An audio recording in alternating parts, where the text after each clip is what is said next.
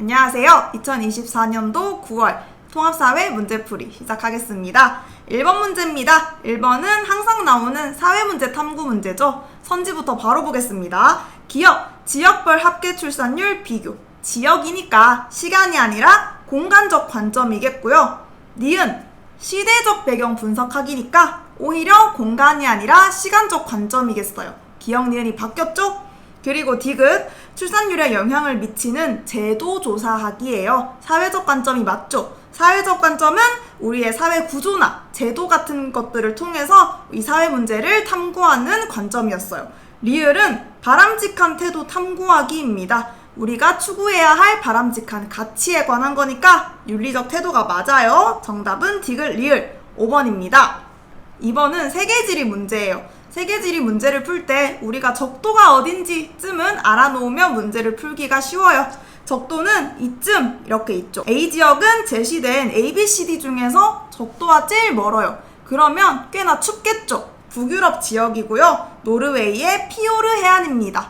빙하가 침식되어 만들어진 U자 협곡이 가장 유명하죠. B는 요즘 제일 핫한 여행지죠. 베트남이고요. 경기도 다낭시라는 말 들어보셨나요? 그 정도로 한국인들이 요즘 제일 즐겨 찾는 국가 중에 하나인데요. B는 베트남의 하롱베이라는 지역이에요. 석회암이 물에 되게 잘 녹아요. 탄산칼슘으로 이루어져 있어서 비나 빗물이나 이런 물에 되게 잘 녹는데 이런 석회암이 용식되어서 만들어진 카르스트 지형이 되게 유명하고요.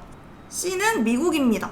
우리가 미국 하면은 IT, 첨단 기술 이런 것들을 제일 먼저 떠올리기 쉽죠. 예를 들면 뉴욕 같은 그런 대도시들. 그런데 미국은 대평원 지역도 유명해요. 농업도 되게 유명해서 옥수수 같은 것들은 미국이 생산율 1위를 차지하기도 합니다. 미국이 땅덩어리가 되게 넓어요. 옛날에는 기회의 땅으로도 불렸는데요. 그러니까 그런 기술들이 농업에도 접목되어서 비행기로 씨를 뿌린다거나 아니면 농업에 트랙터나 이런 기계들을 활용한다던가 해요. 근데 엄청 넓다고 했잖아요. 어떤 농장은 서울보다 크기도 하고요. 제주도보다도 크기도 하다고 해요. 그럼 거기서 나온 옥수수나 밀들은 사람 한 명이 다 먹지는 못하겠죠? 그러니까 그걸 갖다 팔아야 될 거예요. 이러한 상업적 농업이 되게 유명합니다. 그리고 D는 페루의 마추픽추라는 지역이에요. 우리가 이런 기본적인 이런 국가들이 어디 있는가 정도는 파악하면 지리 문제를 풀기가 훨씬 수월합니다. 제시문들 보면은 가는 석회암, 바위들에 얽힌 먹선설을 관광객에게 설명하고 있다고 하네요. 베트남 지역이죠. 아까 말했던 베트남의 카르스트 지형에 대한 설명이고요. 가는 B입니다. 나는 끝없이 펼쳐진 넓은 평야라고 해요. 아까 미국의 어떤 농장은 제주도보다도 크고 서울보다도 크기도 하다고 했잖아요. 단 하나의 목장이. 그 정도로 이제 평야가 엄청 넓고요. 비행기로 씨를 뿌려야 될 정도로 넓다고 했으니까 나는 C 지역입니다. 아까 미국의 대평원이었고요. 다는 고산지대가 나왔네요. 굳이 사람들이 산까지 올라가서 사는 이유는 뭐겠어요? 산이 그나마 시원하죠. 너무 더운 지역이니까 도저히 밑에서는 살 수가 없는 거야. 그래서 산에까지 올라가서 고산지역에서 이제 사람들의 유적지가 발견되었다고 해요. 아까 페루의 마추픽추 지역이고요. 전통 복장은 잉카 문명 같은 것을 의미하기도 합니다. 그래서 다는 D. 정답은 3번입니다. 그리고 3번으로 넘어가면 A와 B는 각각 산업사회, 정보사회 중 하나이다. 우리가 여기 제시문의 특징을 보고 A와 B를 각각 찾은 후 특징을 비교하면 되겠네요. A. 지식과 정보가 부의 원천이 되는 사회라고 합니다. 산업사회와 정보사회 중에 정보사회겠죠. 우리가 이 정보사회에서는 지식과 정보를 팔아서 소득을 내기도 해요. 우리가 유튜브만 찾아봐도 부동산, 주식 이런 분야에 관련해서 지식을 팔아서 되게 구독자 수도 많아지고 그런 사람들도 있고요. 아니면 연애 유튜브들도 있어요. 옛날에는 연애를 글로 배웠다고 하지만 요즘은 연애를 유튜브로 배우기도 합니다. 구독자들도 엄청 많고요. 그런 사람들이 강연을 열어서 또 수익을 창출하기도 합니다. 보면은 막 100만 유튜브를 찍은 사람도 있어요. 연애 유튜버 중에서. 저도 종종 참고를 하는데 나름 이게 배워나가면 좋은 것 같아요. 뭐든지. 생활 양식에 다양한 변화가 나타난다고 합니다. 그쵸? 우리 세 번째 줄에 보면은. 그래서 우리가 옛날과 다르게 요즘은 은행을 굳이 가지 않아도 동사무소를 가지 않아도 업무를 웬만한 건 다 해결할 수 있죠. 그리고 여러분들처럼 이렇게 앉아서 강의를 들을 수도 있고요. B는 그러면 당연히 산업사회겠고, 우리 A, B를 찾았으니까 문제를 한번 풀어봐요. 1번, 재택근무의 비중은 높겠죠, 정보사회가. 왜냐면 집에서 인터넷으로 업무를 볼 수 있으니까 동사무소도 안 가고 은행도 안 가고 심지어 집에서 내 일까지 볼 수 있는 시대가 되었어요. 그래서 공무원들도 이제 뭐 주 4일제를 도입하는 만에 이런 말들도 나오고 있죠. 그리고 2번, 전자상거래의 비중이 높죠. 우리가 요새 핫한 테무, 알리 이런 것까지 나왔어요. 심지어 우리가 집에서 해외 배송까지도 우리가 받아볼 수 있는 거예요. 이제 국내를 넘어서 해외까지도 손쉽게 거래를 할 수 있는 사회가 되었습니다. 3번, 직업의 동질성 정도는 낮을 거예요. 보면은 요즘은 되게 다양한 직업들이 생겼어요. 옛날에는 상상도 못했던 아프리카 BJ, 유튜버 이런 사람들도 다 직업이죠. 그런 거 보면은 이제 우리가 직업은 오히려 이질성이 되게 높아졌고 같은 직업을 하는 사람들이 점점 줄어들고 있어요. 그런 거고요. 4번, 우리가 정보사회에 오면 올수록 소품종 대량 생산이 아니라 다품종 소량 생산이 유명합니다. 점점 개성을 강조하는 시대이기 때문에 남들과 똑같은 걸 하는 걸 별로 좋아하지 않습니다. 그래서 소품종 대량 생산의 비중이 낮아지고요. 다품종 소량 생산입니다. 오히려 소품종 대량 생산은 산업사회의 특징이죠. 옛날에는 이제 엄청 많이 찍어내는 대신에 공장형인 대신에 우리가 같은 물건을 엄청 많이 찍어냈는데 요즘은 정보사회로 올수록 우리가 점점 개성을 강조하고 소품종 대량 생산을 합니다. 5번, 쌍방향 매체를 통한 정보 전달의 비중이 높다. 이게 정답이죠. 요즘 인터넷의 발달으로 라이브 방송, 뭐 줄여서 라방이라고도 많이 하고 댓글로 실시간 소통을 하기도 하고 요즘 키워드가 또 그래서 소통이죠. 이런 것처럼 쌍방향 매체를 통한 정보 전달의 비중이 높다가 5번입니다. 산업사회는 오히려 일방향 매체라고 해서 TV, 라디오 이런 것들이 옛날에는 주로 많이 쓰였다면 일방적으로 전달하죠. 정보를 TV든 라디오든 뉴스든 그런 것들은. 그런데 지금은 이제 실시간으로 시청자들과 소통하고 시청자들도 방송을 보기만 하는 것이 아니라 직접 참여해서 되게 의견을 내기도 하고 그들의 의견이 또 반영되어서 다른 결과물로 수정되기도 하고 실시간으로 쌍방향 소통이 일어나요. 이거를 쌍방향 매체를 통한 정보 전달의 비중이 높다 해서 정답 5번입니다. 그리고 4번으로 넘어가서 기부와 행복이 상관관계가 있다 라고 나와요. 이제 행복에 관한 문제네요. 우리가 행복이라고 하면은 지만 잘 사는 거, 지 멋대로 사는 거 되게 이걸 행복이라고 생각하는 사람도 있어요. 그런데 우리가 진정한 행복을 위해서는 나만 잘 사는 게 중요한 게 아니라 도덕적 실천을 통해서도 우리가 행복을 느낄 수 있어요. 그래서 문제에는 기부와 행복이 상관관계가 있다라고 나왔다고 하네요.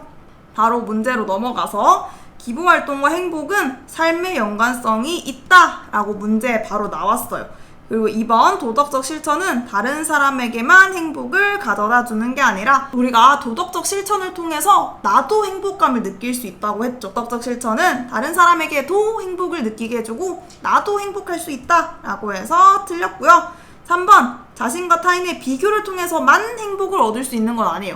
내가 쟤보다 기부를 더 많이 해야지? 나는 10,000원밖에 안 했는데 쟤가 100,000원이나 했네? 그럼 난 110,000원을 해야 더 행복한 건가? 우리 이게 아니잖아요. 그래서 우리가 남과 상관없이 또 도덕적 실천은 또 내 상황 안에서 타인을 위해서 할 수 있는 이타적인 행동을 하고 만족감을 얻는 거기 때문에 자신과 타인의 비교를 통해서만 행복을 느낄 수 있다는 아니고요. 4번, 남에 대한 무관심이 자신과 타인의 행복을 증가시킨다. 남에 대한 무관심이 아니라 기부는 타인의 처지에 관심을 가지는 거니까 무관심이 아니라 관심이죠. 정답은 5번. 정답은 쉬웠어요. 남과 더불어 살아가려는 노력이 행복한 삶을 가능하게 한다. 우리의 이런 도덕적 실천이나 이타적인 행동이 타인만을 위하는 게 아니라 결국엔 나의 행복과도 상관이 있다라고 하네요. 넘어가서 5번. 5번 문제는 어려웠어요. 어려웠을 거예요. 이거는 우리의 자본주의의 변천 과정을 여러분들이 필수로 공부를 하셔야 합니다.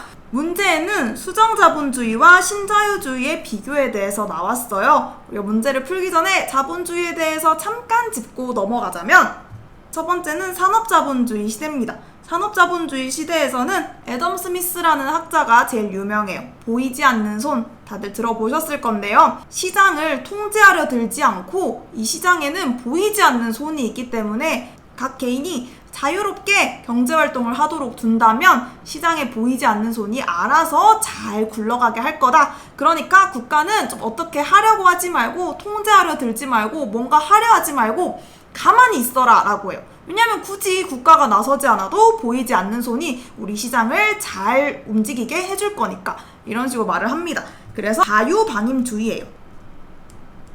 좀 냅둬, 우리가 알아서 할게, 우리가 자유롭게 할 테니까 좀 우리 냅두고 국가 너는 가만히 있어 라고 말을 하는 거예요. 작은 정부를 지향하겠죠. 정부가 엄청 힘이 세지고 막 덩치가 커져서 어떻게 하려고 통제를 못하도록 국가의 역할을 축소시켜 놓는 거예요. 작게 만들어 놓는 거기 때문에 작은 정부라고도 합니다. 그런데 문제가 생겼죠. 대공황이라는 문제가 생겨요. 실업자들이 엄청나게 생기고요. 만들어 놓은 물건이 하나도 팔리지가 않아요. 엄청난 경제 대공황이 발생을 하는데, 이러한 문제를 해결해야 되잖아요. 그러니까 이전에 우리의 이런 산업자본주의에서 보이지 않는 손에 맡겨놨더니 문제가 발생했다. 이 문제를 해결하기 위해서 이전의 방안을 수정하자 라고 해서 수정자본주의입니다. 제일 유명한 학자로는 케인즈라는 학자가 있어요. 그러니까 우리가 이전에 정부 가만히 있어 라고 했는데 문제가 발생했으니까 이제는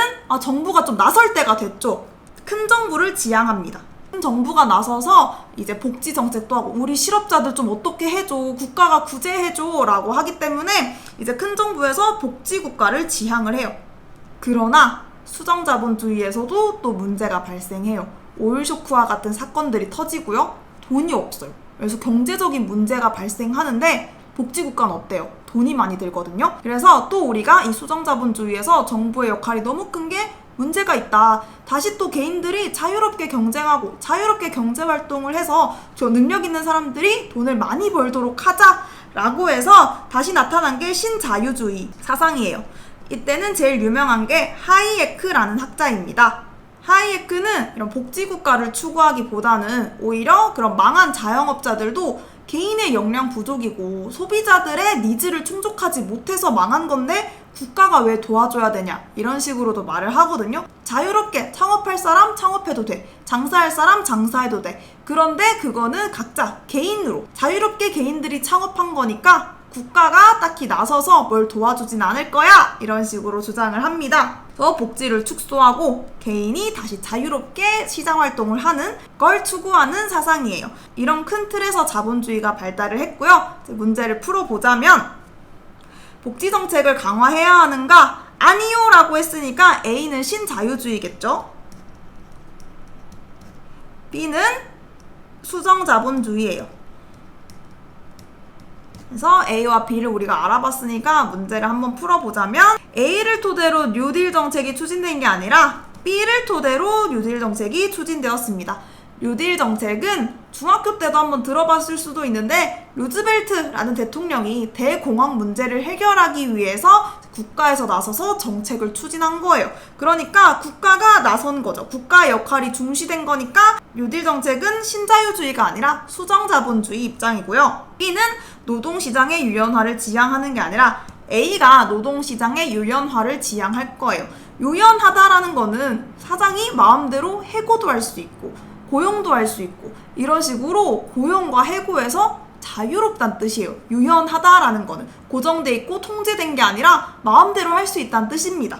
그렇기 때문에 노동시장의 유연화를 지향하는 건 신자유주의 A겠죠? 3번으로 넘어가서 공기업의 민영화에 대한 이야기가 나왔어요. 공기업이라는 거는 국가가 운영하고 조직하는 기업이에요. 근데 이게 민영화가 된다면 개인들이 참여해서 자유롭게 경쟁하고요, 이익을 얻기 위해서 시장활동을 하겠죠. 공기업은 기업이 나서서 운영하고 조직하는 겁니다. 그러니까 국민들에게 이익을 내려고 하기보다는 국민들의 복지를 위해서 운영하는 목적이 더 커요. 좀 더 값싼 요금에 편리함을 제공하는 지하철이 제일 대표적이죠. 원래 코레일이 운영하던 지하철은 1250원 정도의 기본 요금을 가지고 있어요. 그런데 수도권에 사는 친구들은 알 텐데, 신분당선, 이거는 거의 코레일이 운영하던 요금의 2배 가까이 되는 요금을 내야 됩니다. 그 이유는 신분당선이 민자 사업이기 때문이에요. 민간 기업이 참여해서 운영하고 조직하는 겁니다. 민간 사업의 목적은 국민들의 복지가 아니에요.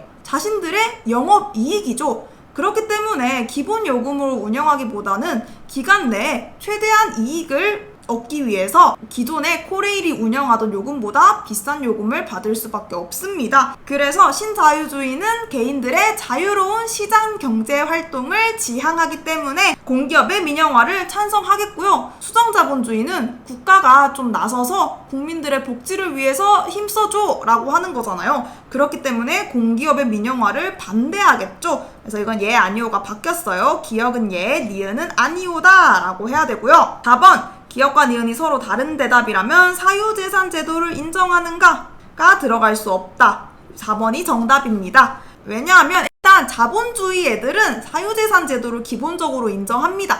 그런데 국가가 좀 더 나서냐, 국가가 좀 덜 나서냐의 문제지 사유재산 제도를 기본적으로 인정하는 게 자본주의예요. 그래서 둘 다 같은 대답이기 때문에 5기 때문에 서로 다른 대답이라면 들어갈 수가 없다라는 말이 맞습니다. 좀 문제를 해석하는데 어려움이 있었을 거예요. 그리고 5번으로 넘어가면 큰 정부보다 작은 정부를 지향하는가? 신자유주의가 작은 정부를 지향하겠죠. 아, 국가 좀 가만히 있어. 우리가 알아서 자유롭게 경쟁을 할게 라는 거였으니까 큰 정부보다 작은 정부를 지향할 거고요.